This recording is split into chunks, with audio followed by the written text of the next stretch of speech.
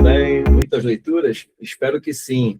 Sejam bem-vindos ao canal Humanitas, o canal de pesquisa na área de humanidades. Eu sou o professor Cristiano Mello e falo aqui com vocês. Hoje, no dia 9 de abril, quinta-feira, às 19 horas, teremos a nossa live mensal e a segunda de 2026. Saliento que teremos a honra de conversarmos com o autor e pesquisador Daniel Lopes Bretas, que é doutor em Sociologia pela Universidade Federal de Santa Catarina. A live intitulada A Prática da Escrita Ficcional no Romance Fantasmagoria de uma Manhã é o título da nossa conversa. Antes de iniciarmos a nossa abordagem aqui, cabe lembrar que o canal Humanitas e o portal científico Café das Humanidades são associados a vários produtos da Amazon. Se você deseja adquirir algum livro com desconto, informo que deixarei o link na descrição do vídeo. Na sequência, aproveite você que está assistindo agora a nossa conversa para visitar o portal científico Café das Humanidades e conferir a grade de cursos e serviços voltados à capacitação acadêmica. Cabe lembrar que todos os cursos possuem avaliações técnicas da sua produção final. Os valores dos cursos e dos serviços são acessíveis. E, ao comprar um dos cursos ou serviços, você também ajuda no financiamento do canal. Aproveite também para participar da campanha solidária de financiamento do Apoia-se. Para continuarmos produzindo conteúdos de qualidade, dependemos da sua ajuda. Eu vou deixar o link do Apoia-se na descrição do conteúdo. E qualquer Pix para o canal também é bem-vindo. Eu vou deixar a chave Pix na descrição também do conteúdo. Se você que é fã das humanidades e deseja ser membro do portal Café das Humanidades e garantir algumas contribuições e benefícios, informo que deixarei o link do formulário para que você, futuro membro do portal, possa preencher. De antemão, o canal Humanitas agradece honrosamente os referidos apoiadores: Alexandra Vieira, Ítalo Morricone, Jorge de Saraé, Daniel Lopes Bretas, Itamara Peters, Cláudia Regina, Vivian Scott, Carlinhos Fernandes, Rafael Mendes e Sandra Godinho. Bom, sem mais delongas, agora eu quero ler aqui o currículo do pesquisador Daniel Lopes Bretas. Bom, Daniel é doutor em Sociologia pela Federal de Santa Catarina, é mestre em História pela UFRGS, a Universidade Federal do Rio Grande do Sul. Ele é graduado em História pela UFMG. Ele realizou estágio docente, CAPES, com o professor H. Leis, auxiliando na graduação em Ciências Sociais, no CFH da Federal de Santa Catarina. Daniel também publicou vários artigos acadêmicos sobre o Itamaraty enquanto como burocracia, e sua relação com grupos ou redes na sociedade brasileira. Também é o mote dos artigos de Daniel. Em 2025, Daniel estreou na literatura com o romance Fantasmagoria de uma Manhã. Bom, Daniel, você me ouve bem, né? Sim. É um prazer tê-lo conosco aqui. Obrigado por aceitar o convite. O Portal Científico Café das Humanidades agradece a sua participação aqui. E aqueles que estão assistindo e desejam realizar perguntas, nós receberemos as perguntas após a conversa. Bom, nós elaboramos aqui um roteiro e não entraremos aqui para não entrarmos em digressões. Então, a primeira questão, Daniel, sempre gosto de realizar esse tipo de pergunta aos convidados aqui participantes, principalmente aqueles que são escritores de textos literários, né? Você escreveu aí Fantasmagoria de uma Manhã, teve um empenho máximo na produção, na inspiração, na motivação, né, de um romance que inaugura a sua fase artística como escritor, né? Eu gostaria de saber, Daniel, qual foi essa motivação, a rotina de criação? Basicamente, Daniel, eu gostaria de entender como foi o seu processo de criação romanesca. A palavra é sua. Bom, saudações, Cristiano. É um prazer estar aqui no canal falando a respeito do livro. Você me apresentou como pesquisador e escritor, e eu acho que essa pergunta que você fez é uma pergunta muito boa, E eu fico na dúvida se eu respondo ela como escritor ou como ex-aluno de letras, como pesquisador, né?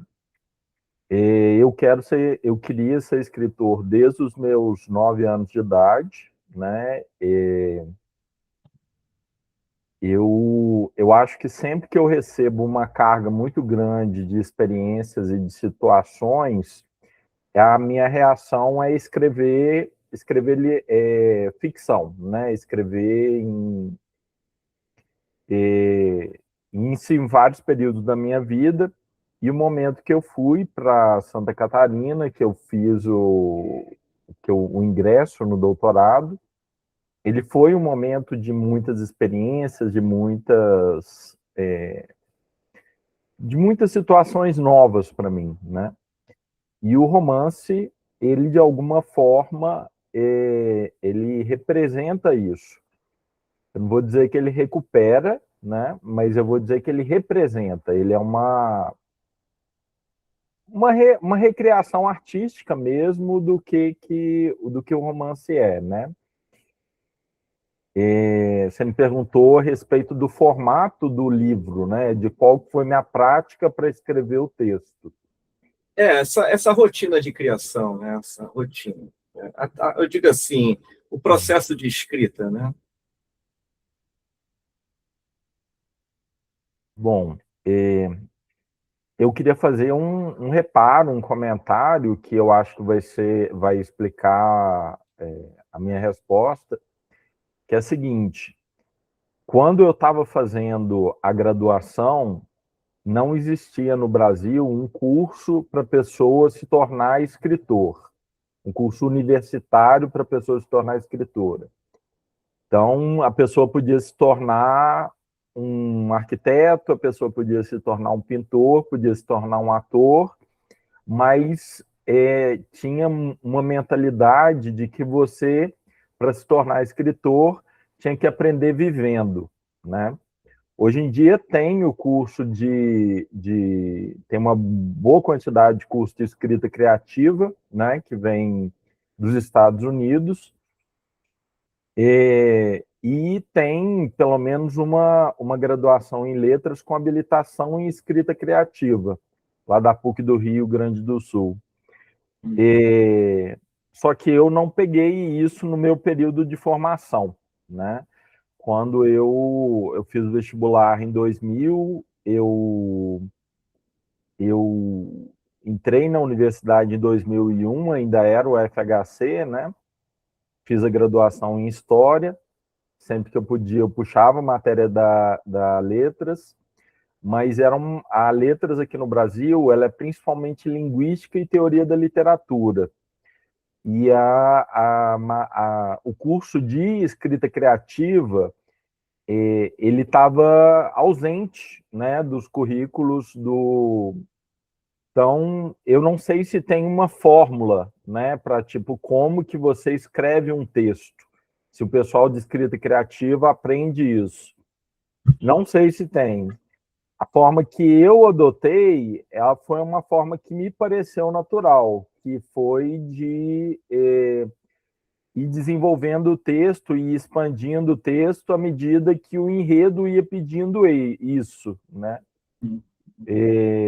Eu não tinha um horário do dia em particular, eu costumava escrever depois que eu corria, mas tipo não tinha um horário específico. E eu voltava, né, no texto, tipo modificando palavras, modificando frases, de uma forma que me parecessem mais acertadas, né? Sim. Mais coloquiais e tal. Basicamente, isso que eu teria para responder a sua pergunta. A gente talvez possa voltar a isso ao longo da conversa. Sim, sim. E é interessante que você disse aí, né, sobre esse curso de escrita, que é do Luiz de Assis Brasil, se eu não me engano, né, o nome do professor. Inclusive, tem um livro dele que eu recomendo também, é um livro muito interessante para aqueles que estão assistindo aqui a conversa, sobre dimensão criativa, fruto das oficinas que ele ministrava lá na PUC do Rio Grande do Sul. Daniel, interessante, Daniel. A nossa próxima questão, Daniel, ela gira em torno da intertextualidade, né? Quando eu li o seu romance, aqui ele está no Kindle, tá? Porque você, né, passou essa versão digital para mim. Eu percebi que você faz assim várias alusões a outros textos literários, né, da literatura brasileira. Você cita Clarice Lispector, você cita José Lins do Rego, dentre outros autores, né, da literatura brasileira e também um pouco universal, ou seja, exige do próprio leitor uma espécie de familiaridade com o texto, né, uma espécie de conhecimento anterior, né, ou seja, uma bagagem cultural. E na minha tese de doutorado, eu trabalhei com uma autora francesa chamada Tiffany Samuan, né? Acho que é assim que pronuncia o sobrenome dela. E ela escreveu um livro chamado A Intertextualidade. E ela traz um conceito, Daniel, que é o conceito da biblioteca particular, né? Que é aquela biblioteca que todo o escritor, todo o autor possui, né? Ou seja, não é uma biblioteca física, mas é uma biblioteca que talvez esteja no seu inconsciente, fruto das suas leituras.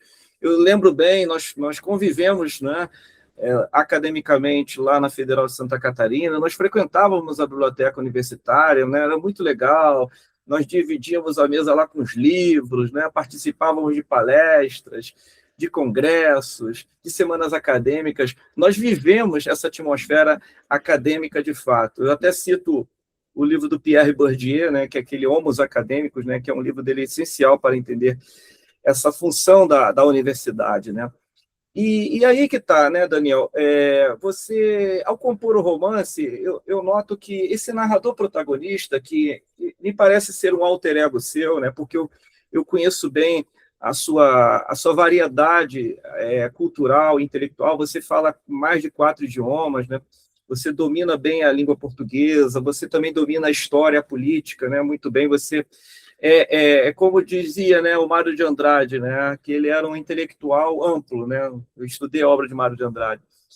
E aí que está, né? Esse Miguel, ele faz isso de forma sucinta, né? O narrador em primeira pessoa, representando uma espécie de narrador erudito que talvez nós vamos explorar daqui a pouquinho na outra pergunta. Daniel, quais foram as suas inspirações literárias, além das que eu mencionei? A palavra é sua.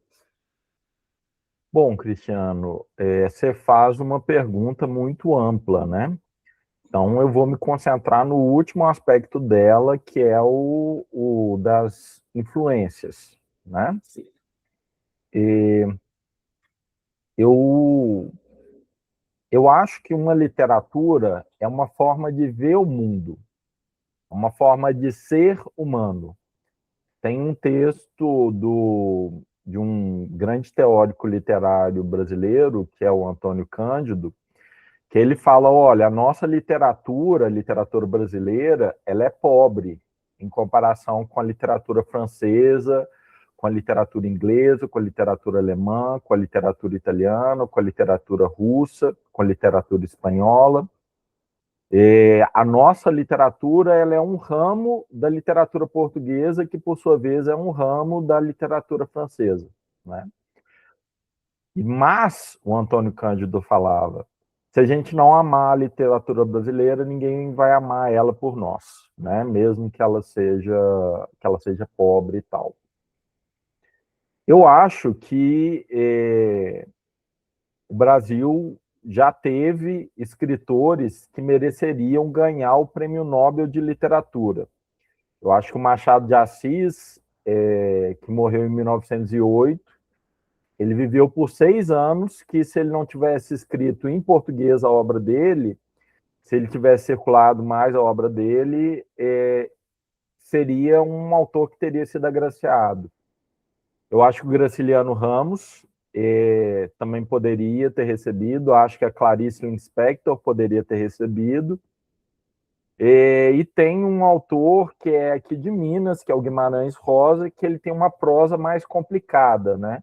Especialmente para uma pessoa que é de fora de Minas, mas eu acho que ele mereceria o Prêmio Nobel de Literatura, sim.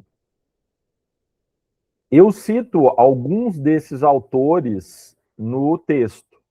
Mas eu cito frases deles que podem ser imediatamente entendidas pelo leitor, né? Então, quando tem a fala inicial da Nélida Pinhon, que foi uma aluna da Clarice Lispector, uma discípula da Clarice Lispector, eu acho que eu estou citando ela lá, estou citando o nome dela por extenso lá, basicamente para dizer eu não estou roubando essa ideia, eu não estou querendo roubar a ideia, estou atribuindo a ideia de quem que ela é. E as outras citações, que são só de autores brasileiros, elas seguem essa mesma lógica, elas são curtas, né? Elas são frases, né?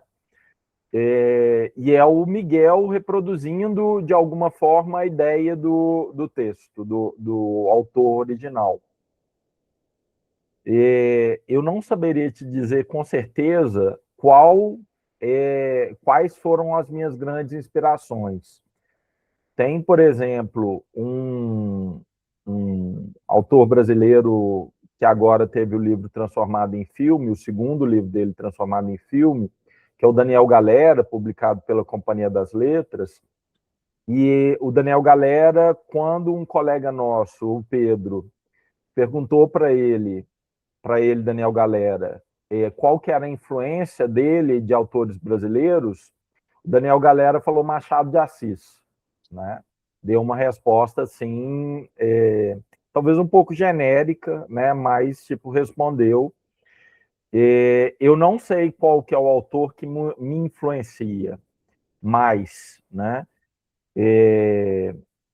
Uma coisa que eu poderia dizer é o seguinte: algo que esteve na minha cabeça quando eu estava refazendo o texto é uma ideia de um escritor chamado Silviano Santiago, que ele, lendo a obra do Machado de Assis, ele falou: olha, a ideia de que a discussão que a gente tem se a Capitu traiu o Bentinho ou não, ela tem a ver também com um livro mais antigo do Machado de Assis, chamado Ressurreição, que é um livro menor dele, um romance menor do Machado de Assis. A crítica chama de um romance menor. Que basicamente um viúvo ele decide não se casar com uma moça que ele está apaixonado, porque alguém faz uma sugestão de que ela poderia ser infiel, de que ela poderia ser sensual. E fica em mim essa ideia de como é que um homem brasileiro reage a uma supermulher, a uma Capitolina. Como que de alguma forma isso está presente nas repercussões quando eu estava refazendo o livro, né? Quando eu estava reescrevendo o livro. Mas, assim, todas as coisas que a gente lê, elas influenciam a gente, né? Então, não só o que a gente lê, né? Tem um autor brasileiro chamado Rubem Fonseca, que ele diz o seguinte, ele diz que a arte favorita da maior parte dos brasileiros é a música. No meu caso, a minha arte favorita é a literatura, em segundo lugar, o cinema, em terceiro lugar só, que é a música, né? Então, tem um monte de filmes de autores brasileiros que, de alguma forma, tem a ver com uma preocupação minha, que é aquela ideia de você escreve influenciado pelos autores europeus ou estadunidenses que estão em voga no momento que você está escrevendo, achando que você está começando, que você está fazendo algo genial. Mas as obras de literatura brasileira que mais duraram, que mais perduraram, são aquelas que leram os autores brasileiros de gerações anteriores e fizeram um esforço para aprender as lições deles, entendeu? Então, basicamente isso, que eu não sei se eu estou dando uma resposta muito... Excelente, excelente. Você traz Antônio Cândido, você traz essa reflexão que me fez lembrar o livro do Ítalo Calvino, Por que Ler os Clássicos, né? Então, todo escritor precisa ler os clássicos para ter uma base sólida, para que ele passe a ter uma criação também sólida, né? Uma criação que é inspirada, como eu disse, de forma até inconsciente, né? Como é o conceito da Tiffany, né? Que é o conceito de biblioteca particular. Então, não é uma biblioteca física, mas sim uma biblioteca inconsciente. E a próxima questão, Daniel, ela gira em torno do narrador erudito, né? Que o Miguel, né, é um alter ego, né, que eu confesso, quase confesso 100% que é o próprio autor, você, né? Bom, se eu tiver errado, você pode também falar alguma coisa. Mas em 2012, vamos resumir aqui, eu publiquei um artigo na Uniletras, lá na Estadual de Ponta Grossa, né? E eu examinei o romance Vida e Morte de M.J. Gonzaga de Sá, do escritor carioca Lima Barreto. O romance ele evoca diversos trechos que representam características do lado intelectual e erudito do próprio Gonzaga de Sá. O escritor Lima Barreto, ao compor, né, algumas passagens, né, do romance, vai evidenciar muitas leituras alusivas a variados escritores de época, assim como demonstra grande capacidade também para o próprio Lima Barreto para inventariar inúmeros afazeres e gostos que determinam a opção intelectual desses homens. Durante a análise do texto, eu pude trazer como fundamentação teórica o Jean-Paul Sartre, o Norberto Bobbio, dentre outros. Aqui eu cito um trecho sobre a defesa dos intelectuais, se não me falha a memória, que é um ensaio de Jean-Paul Sartre acerca do planejamento, naquela época ainda, da fabricação da bomba atômica. Ele fez uma série de conferências nos países do Oriente, tá? E ele diz o seguinte, abro aspas, o intelectual atua assim, com base em princípios universais. Todos os seres humanos têm direito a contar com padrões de comportamento decentes em matéria de liberdade e justiça, da parte dos poderes ou das nações do mundo, e as violações deliberadas ou inadvertidas destes padrões têm de ser denunciadas e combatidas corajosamente. Fim de citação. Emprestando as formulações teóricas de Jean-Paul Sartre, apesar que ele já escreveu esse texto faz um bom tempo, né? Em que medida o protagonista Miguel combate as violações inadvertidas dos valores ligados à justiça e à liberdade do indivíduo? Bom, Cristiano, essa é uma pergunta... essa também é uma pergunta ampla, né? Eu vou confessar para você que eu não tinha pensado muito a respeito desse aspecto.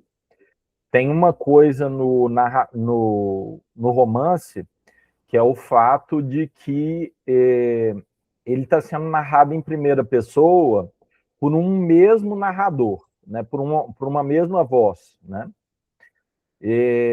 Então fica muito difícil a gente, mesmo quando ele incorpora coisas que são de outros discursos, ele não é um narrador que se pretende onisciente, mas não tem uma alternativa a ele, né? Não tem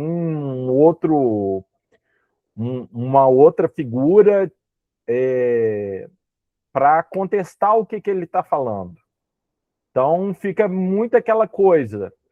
As pessoas têm, inclusive, um autor aqui de Minas, que é o Fernando Sabino, que ele escreveu um livro chamado Amores de Capitu. Que o que ele queria fazer? Ele queria pegar o Dom Casmurro e tirar as partes que fossem só divagação do Bentinho, para ver se realmente a Capitu traiu ou não traiu o Bentinho. E ele chega à conclusão que ela traiu, né? mas ele está o tempo todo se baseando no relato do Bentinho, né? Eu faço essa introdução basicamente para dizer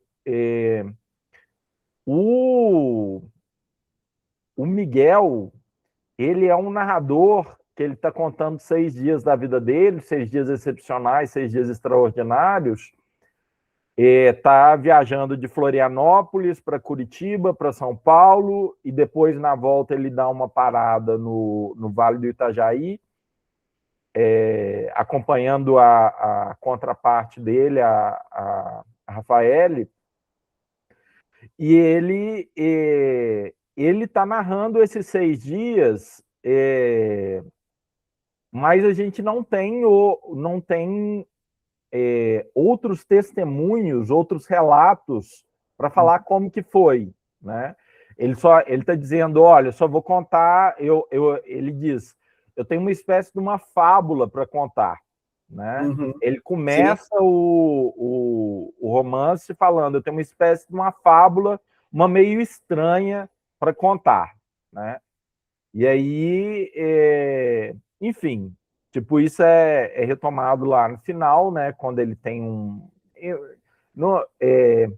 basicamente, para quem não conhece o romance, a história dele ela é uma imaginação, né? Do que teria acontecido se eu tivesse. Eu agora sou uma pessoa muito diferente da que eu era lá em 2011, né, quando o livro foi escrito, quando o texto foi escrito. E lá em 2011 eu recebi um convite para ir numa festa num bairro distante lá em Florianópolis, e eu não fui, né? Sim. E aí o livro é um pouco imaginando o que teria acontecido se eu tivesse ido, né? E aí o que acontece é que eu conheço uma mulher perfeita, o meu alter ego conhece uma mulher perfeita, ele fica com ela por 6 dias, e no 6º dia ele diz, desculpa, mas não dá mais para a gente ficar junto, né? Rompemos, né? Essa é a estrutura básica do romance. A gente não tem o ponto de vista da Rafaele. Talvez, se eu quisesse fazer o ponto de vista da Rafaele, eu fosse tentar criar uma série de músicas. E a Rafaele é uma roqueira, é uma musicista, né? Ela toca guitarra, ela canta, e ela ia contar aquela história de uma forma diferente. Eu não tenho capacidade de fazer isso, né? Música não é a minha arte favorita, né? Que nem o Rubem Fonseca falou, né? Eu acho que o Rubem Fonseca não tinha muito em mente o caso da Rafaele, né? Porque a ideia do Rubem Fonseca era um pouco assim: os brasileiros não têm muito acesso à erudição, à instrução formal. Então, o que é imediatamente acessível para eles é a música, né? Sim. Tipo, ao contrário da arquitetura, da escultura, da pintura, a ideia do Rubem Fonseca vai um pouco nessa linha, né? Mas a Rafaele, de uma forma muito diferente, ela seria uma dessas brasileiras para quem a música seria a arte favorita, né? A arte mais... Mas, basicamente, isso seria eu chamaria atenção para isso. Eu falaria, olha, essa é uma obra que está sendo contada por uma única voz, né? Sim. Tem coisas muito sofisticadas sendo feitas no sentido de alternância de vozes. Tem uma obra que eu gosto muito, que é de um autor chileno chamado Roberto Bolanho, Sim. que chama Os Detetives Selvagens. Ela é dividida em 3 partes, e a parte do meio são uma série de entrevistas com pessoas, são trechos de entrevistas com pessoas que encontraram os personagens principais. E aí tem todo tipo de pessoa, né? isso foi todo tipo de vocabulário, né? Todo tipo Sim, de sim. gente se expressando de tudo quanto é forma, de tudo quanto é maneira. E essa é uma experiência muito interessante, mas eu não fiz ela no Fantasmagoria, né? No meu romance. Legal. Bacana, Daniel. A próxima pergunta, Daniel, ela traz aqui a ideia, né, da linguagem. Nós vamos tocar no assunto da linguagem agora, que me chamou muita atenção, né? E como esta linguagem ela é representada na fala das personagens, do Miguel, do Marco, da Rafaele, talvez até da gatinha, né? Que tem uma gatinha na história também. É sabido que muitos escritores, em especial os modernistas, eles buscavam incorporar na língua escrita algumas formas prosaicas e coloquiais da língua falada, naturalmente, né? A título de exemplo, isso me fez lembrar Mário de Andrade, né, que eu li a gramatiquinha dele. Ele vai defender que devemos valorizar a forma natural da linguagem brasileira. Portanto, quando o brasileiro fala, isso são palavras do Mário de Andrade, tá? Vou comer uma carneirada ou vou comprar um pneu, isso não estaria errado, porque isso revela a espiritualidade, né? A alma do brasileiro, mesmo falando errado. Mário de Andrade defende, né? Eu tenho esse livro aqui na biblioteca, a Gramatiquinha. A pergunta é: ao elaborar os diálogos de Fantasmagoria de uma Manhã, quais foram as intenções de manter a língua falada e coloquial em detrimento da norma culta? Olha, essa também é uma boa pergunta, e ela é muito ampla também, né? Já é a terceira pergunta muito ampla que você faz.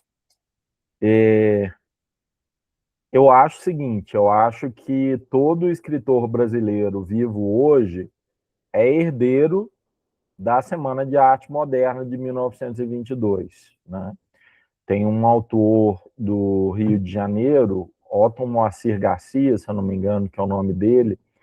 Ele é um autor que ele dava aulas para o Instituto Rio Branco, né, para as pessoas que iam fazer a prova para o Instituto Rio Branco, dava aula de português. E ele tem um comentário a respeito do Mário de Andrade e do Oswald de Andrade também, que ele fala basicamente o seguinte: olha, outros seguem a mesma trilha do Mário de Andrade, mas com menos radicalismo, né? Tipo, tem alguns textos, Serafim Ponte Grande e tal, que eles, desses modernistas, que eles são.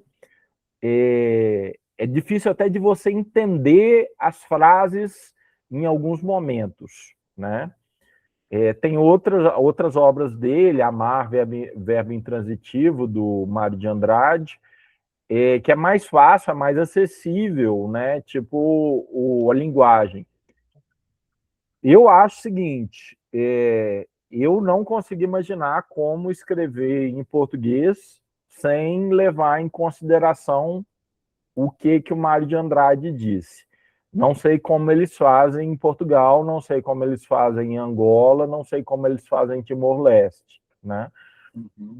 Mas aqui no Brasil, a influência do Mário de Andrade, que é basicamente o que a maior parte das pessoas se lembra das aulas de história na escola, né? Tipo a Semana de Arte Moderna, em 1922, né? Tipo, parece que ela é bem parecida, que ela é bem similar com algo que tem lá nos Estados Unidos, Armory. Tem um lá em 1913 que eles levam as vanguardas europeias para se apresentar nos Estados Unidos, tipo, para mostrar as pinturas e tal, o que estava sendo. Mas isso aí foi antes da Primeira Guerra Mundial nos Estados Unidos, aqui no Brasil foi depois, né? Foi 1922. Mas eu acho que o próprio Miguel ele está muito ciente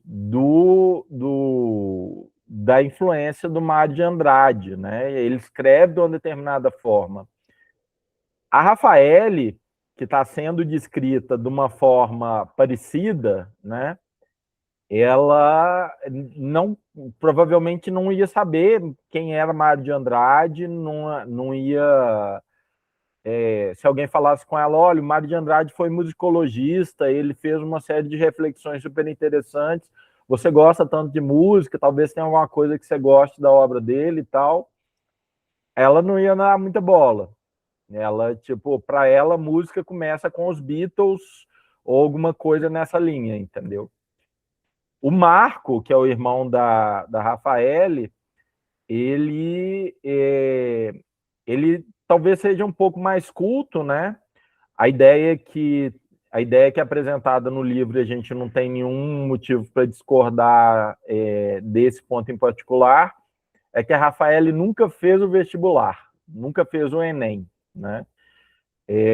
O Marco, pelo contrário, fez a graduação em música, né? Fez um curso superior em música.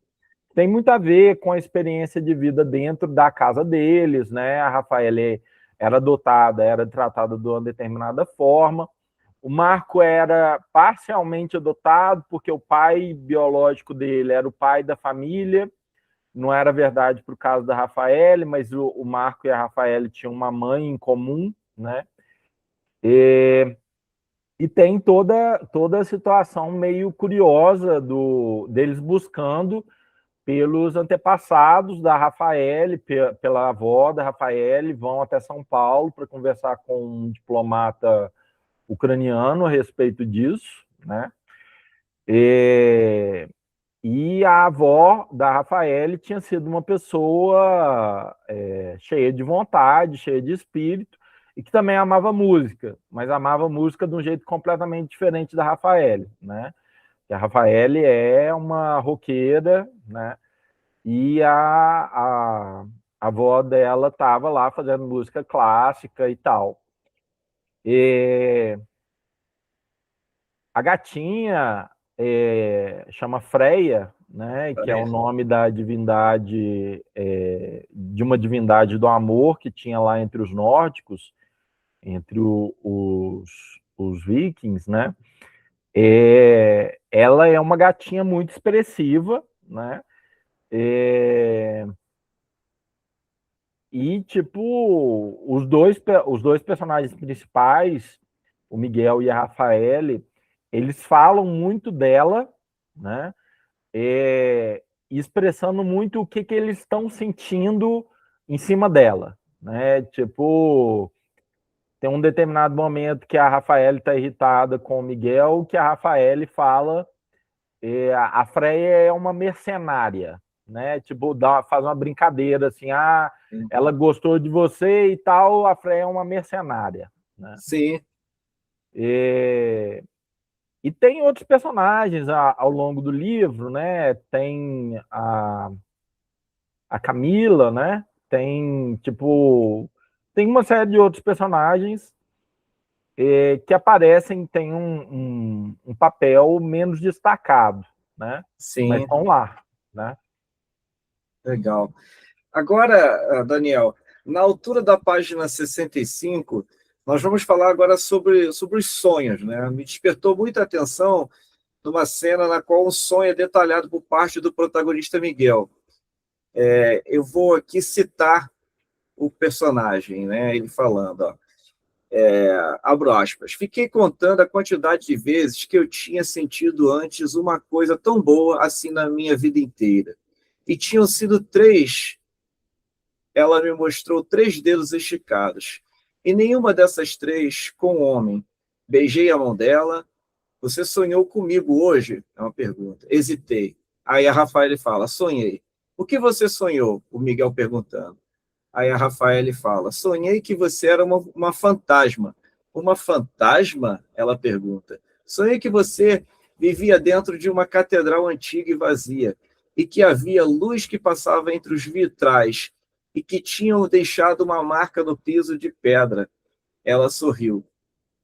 Continuando aqui, eu era uma fantasma bonita? A Rafaela pergunta. E depois a cena, né, fim de citação aqui, e depois a cena ela continua por meio de mais curiosidades e algumas perguntas acerca do sonho, né, que é uma cena bem longa, né? digamos assim. Sobre tal aspecto, talvez assim, eu gostaria de saber, né, um pouco mais sobre isso. Em que medida os sonhos podem se tornar solo fértil para os escritores? Você pode descrever uma experiência? Bom, posso. É, eu, quando eu tinha meus 18 anos de idade, eu li um livro chamado Psicologia e Alquimia, de um discípulo do Freud chamado Jung. E o Jung, ele propunha nesse livro, ele analisava uma série de sonhos de um paciente que ele acompanhou o tratamento. O Jung, ele falava no livro basicamente o seguinte: a pessoa, ela está pronta para largar a terapia quando ela consegue interpretar os próprios sonhos, quando ela consegue fazer uma análise dos próprios sonhos. E eu que fiquei muito impressionado com isso, eu durante muito tempo, durante uns 5, 6 anos, eu fazia um caderno de sonhos. Eu anotava os sonhos que eu tinha e eu fazia interpretações, mas essas interpretações elas eram mais ou menos, elas eram meio, digamos, sem graça, porque elas eram interpretações psicanalíticas, né? O que a Rafaele está interessada nessa cena é muito mais com a ideia do sonho como um presságio, o sonho como uma mensagem não do inconsciente, mas do mundo espiritual, né? Ela é uma personagem profundamente espiritualizada, né, para dizer de alguma forma, profundamente mística, né? E eu acho que o Miguel ele herda um pouco, ele recebe um pouco a minha visão de sonhos, né? A visão do escritor, né? Eu acho que os sonhos, tipo, de uma forma geral, eles são aproveitados. A nossa literatura, a literatura brasileira, ela é uma literatura muito pé no chão, muito cética. Não é uma literatura que tem muito sobrenatural. Não é. Então você pega, por exemplo, é muito uma literatura do cotidiano, é muito uma literatura da rotina, é muito uma literatura das pequenas coisas que acontecem no dia, né? Então, você ter lá o Memórias Póstumas, o personagem principal ser um defunto narrador, isso é uma exceção na nossa literatura, né? Sim. Tipo, tem a obra lá do Guimarães Rosa, do Grande Sertão Veredas, que o grande tchan da obra é o narrador, que é o personagem principal, que é o Riobaldo Tatarana, ele está contando para alguém e ele está na dúvida se ele foi bem sucedido porque ele fez um pacto com o diabo ou não, né? Sim. E aí dá para você ler a obra dos dois jeitos, de uma forma mais mística ou de uma forma mais desencantada. Mas essas são exceções, né? As obras de literatura brasileira, de uma forma geral, elas são mais pé no chão, mais e o meu romance ele foi um pouco diferente disso, né? Uma amiga minha que é editora, quando ela leu o livro, ela fez o comentário: Daniel, você devia ter deixado essa cena de sobrenatural no meio do romance. Você não devia ter deixado ela mais perto do final. O romance já estava pronto, né? Tipo, eu tinha escrito romance em 2011, eu não tinha nem mesmo a fluência no dialeto de Florianópolis, que era natural para mim naquele momento, né? Agora eu estou vivendo em Belo Horizonte. E eu, de uma forma geral, e modificar o romance não era uma opção válida, não era uma possibilidade. Uhum. E é isso, tipo, Entendi. a respeito de sonho é isso. Interessante, Daniel. Nós já estamos chegando nos 15, 20 minutos finais, né? Mas aí eu peço licença aqui ao público que está assistindo e nós vamos reproduzir aqui uma cena do filme La Chinoise, do Jean-Luc Godard, que é um filme muito político, sociológico, né? Que é uma reflexão acerca do livro Vermelho do Mao Tse-tung. E faz parte aqui de uma alusão, me parece, do Fantasmagoria de uma Manhã com o filme do Godard, né? Então, eu vou pedir licença para reproduzir essa cena para que ilustre melhor a pergunta. Tá bom, Daniel? Pode ser? Vamos lá. Sim. Então, vamos reproduzir essa cena. Bom, é um trechinho só do filme. O filme aqui está tá muito mais completo no YouTube, mas existem várias partes. Se você estiver assistindo, só faz assim, dá um joinha para mim, só dá um joinha quando vocês começar.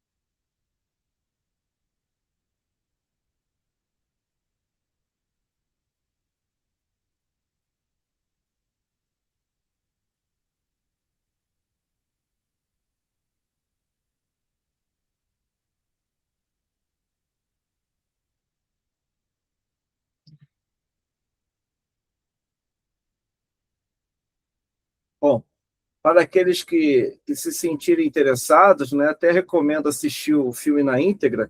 Mas o que me veio, Daniel, a colocar aqui um trechinho do filme é para ilustrar a pergunta, como eu disse, né?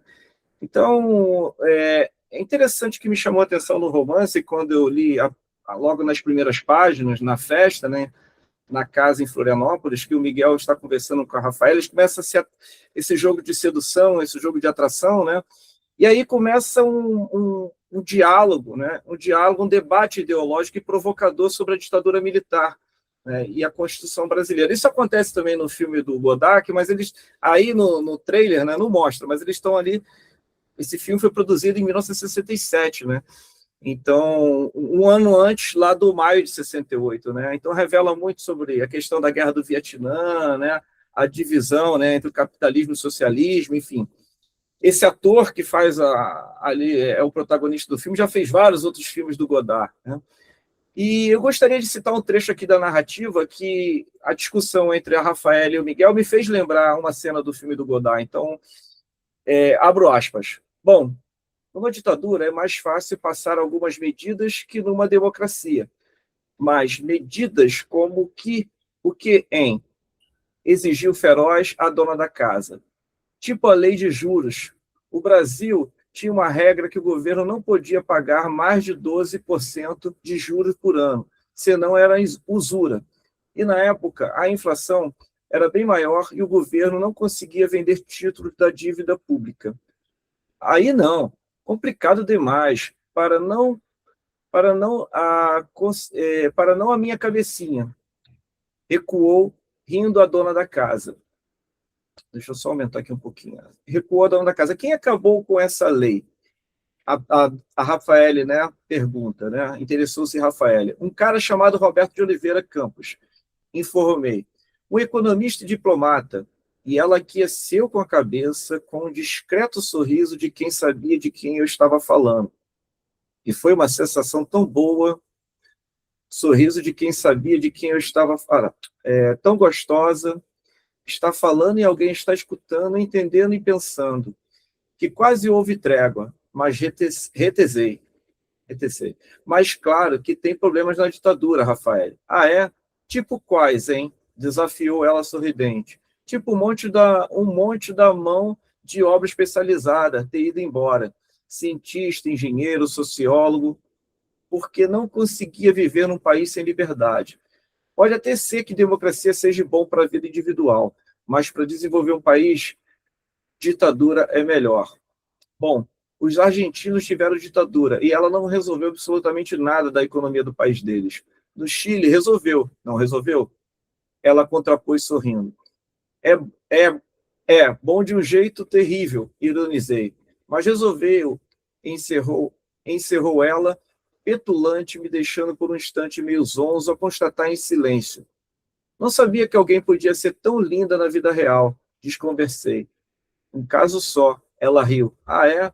E Singapura? E Coreia do Sul? Rendi-me. Verdade. Ela riu deliciada. Pressionei. Mas quantas ditaduras foram terríveis para as economias dos países? Ela moralmente irresponsável, mas esteticamente irrepreensível sintetizou. Não foram boas ditaduras, arguí.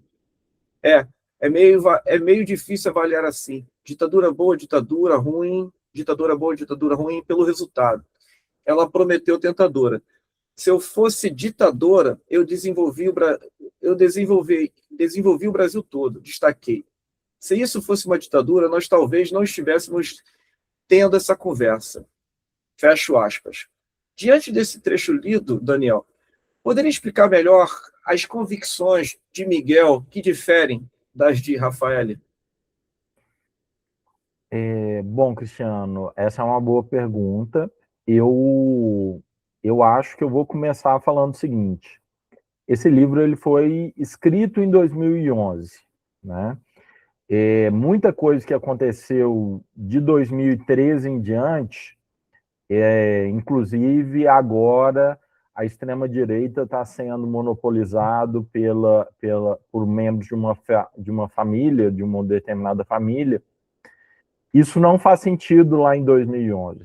Em 2011 não estava, a direita não estava organizada desse jeito, não estava. E muita gente que ouvisse, tipo, a Rafaele, que lesse a Rafaele, ia pensar, não, ela é uma pessoa, ela é bolsonarista. E o termo não existia na época, ela não sabia quem era Bolsonaro, né? Não é uma coisa que fizesse muito sentido, né? E a Rafaele, na época, ela era filiada ao PSDB, né? Tipo, ela diz isso na conversa com uma amiga dela, com a dona da casa é comunista, e fica escandalizada quando a Rafaele fala, eu sou filiada ao PSDB, né? Naquela época, naquele momento, o PSDB era o grande partido da direita brasileira, né? De algum tipo, uma direita ideológica, uma direita que dizia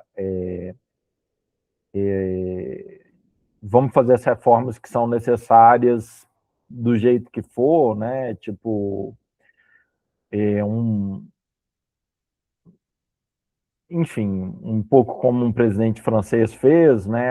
Acho que é o Giscard d'Estaing, não sei pronunciar, não lembro o nome dele. E, tendo feito esse prolegômeno, né, essa introdução, eu digo o seguinte: o Miguel, ele é de centro-esquerda, né?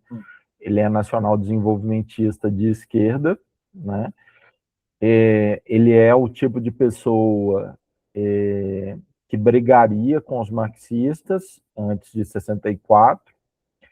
O grande pensador do nacional desenvolvimentismo de esquerda no Brasil foi um pensador baiano chamado Alberto Guerreiro Ramos, que ele brigava muito com o Florestan Fernandes, que era marxista. E o Alberto Guerreiro Ramos, ele foi para os Estados Unidos, ele deu aula em universidade, ele é mais citado, se você coloca o sobrenome dele no Google, ele é mais citado do que o Florestan Fernandes, né? Tipo, que tem uma quantidade imensa de citação, não vou saber agora de cabeça quanto, mas o Guerreiro Ramos, o que sobreviveu dele não foi tanto a obra ideológica, digamos assim. O que sobreviveu dele foi muito mais a obra teórica, né? E aí o Miguel, inclusive, cita o autor, cita o Guerreiro Ramos, mas ele sabe que tipo, as pessoas que estão ao redor dele não vão ter a menor ideia de quem que ele é, de quem que é Guerreiro Ramos. Então ele fala, um cara chamado Guerreiro Ramos, um cara chamado...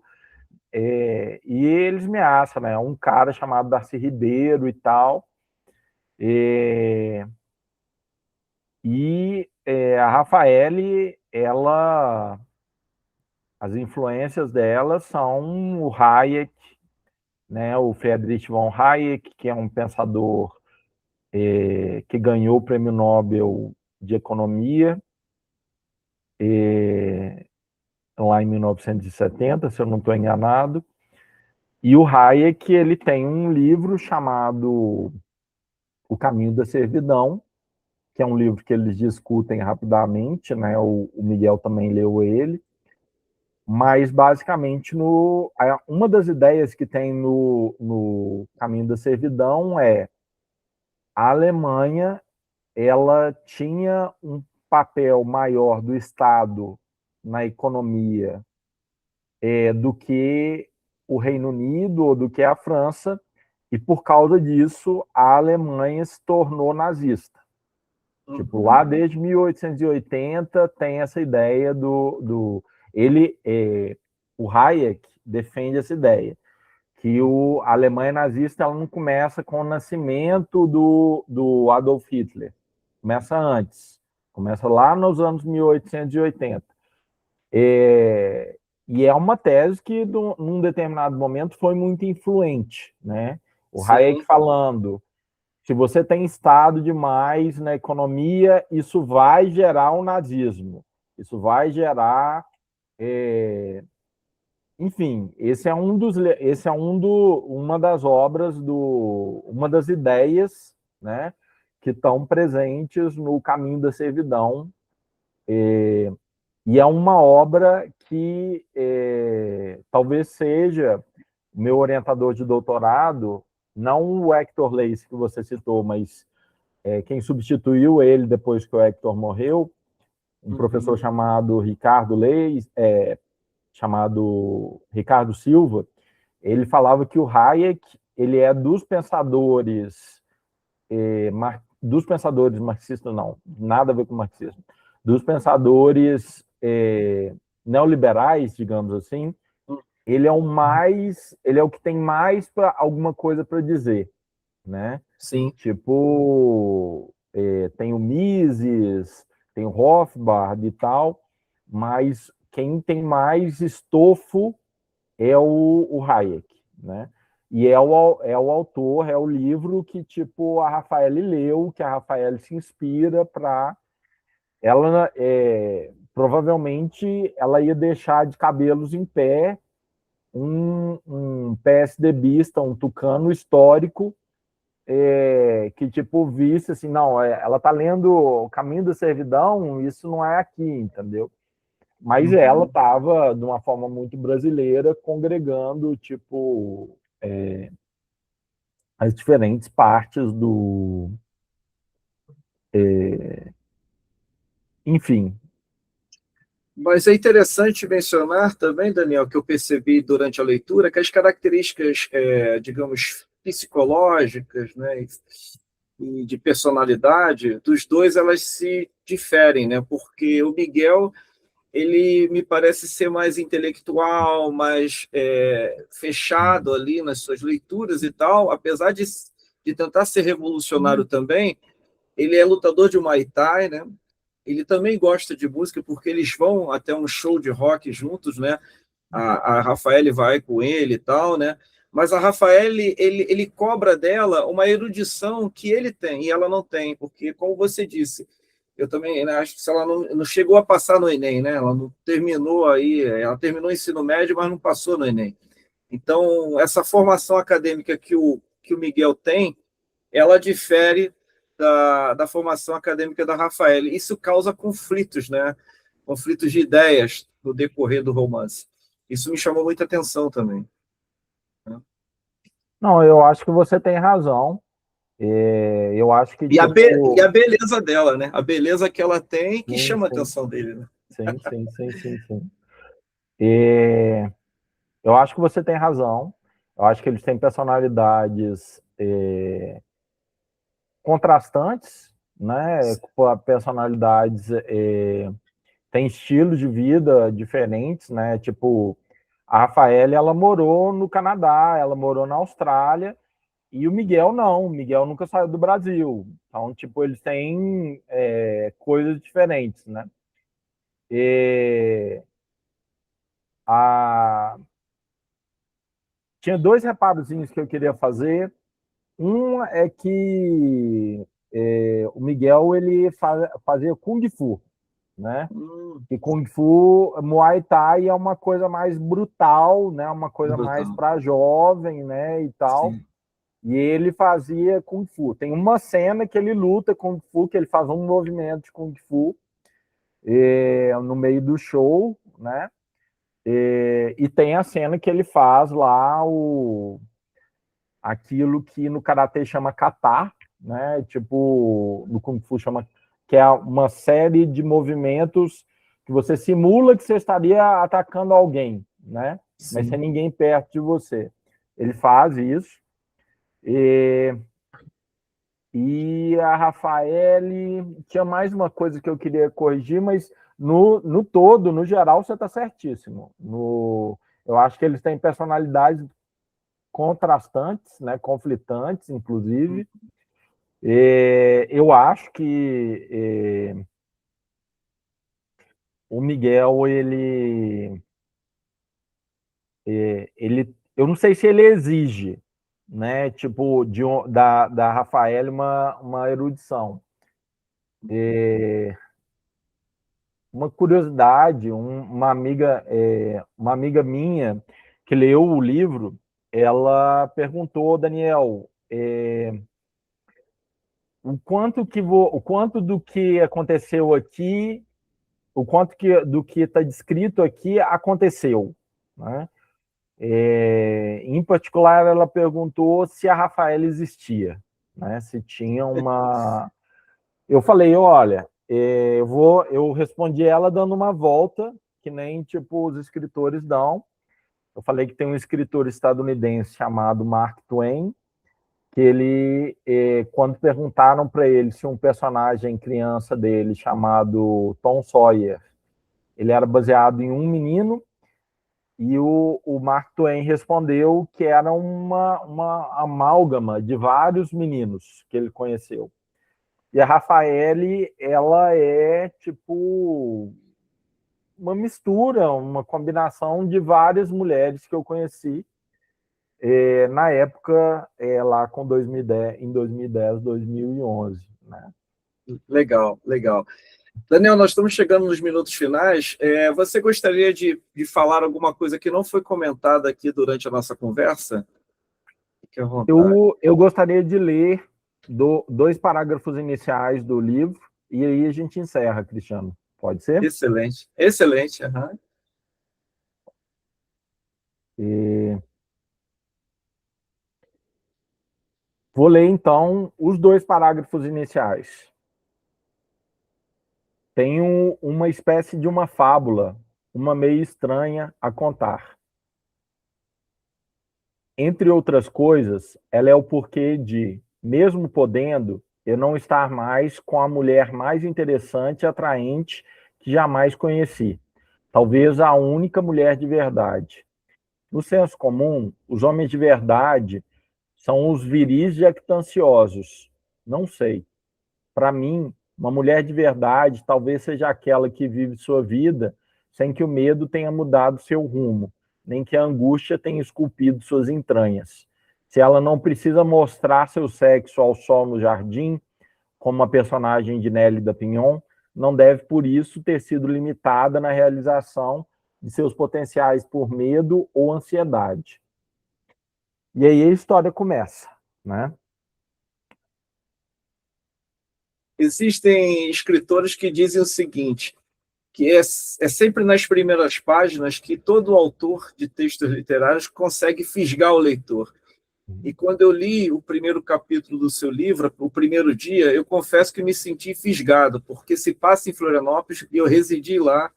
E eu também frequentava as festas acadêmicas de Florianópolis, assim como você frequentou.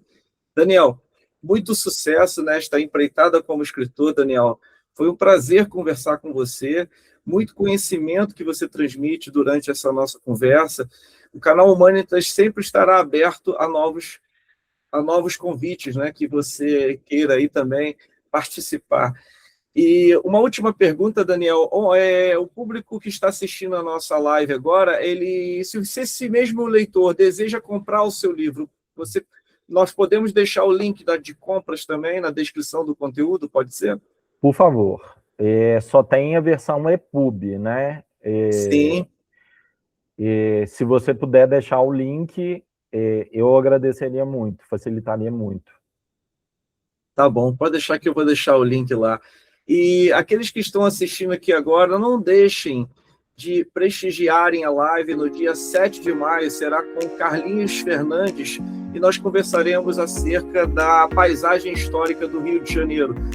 Carlinhos Fernandes é guia de turismo e é uma figura excêntrica, uma figura diferenciada no Rio de Janeiro. Será uma conversa muito legal, muito prazerosa. O canal Humanitas agradece a audiência de todos vocês. Um abraço, boas leituras, bons estudos e até logo.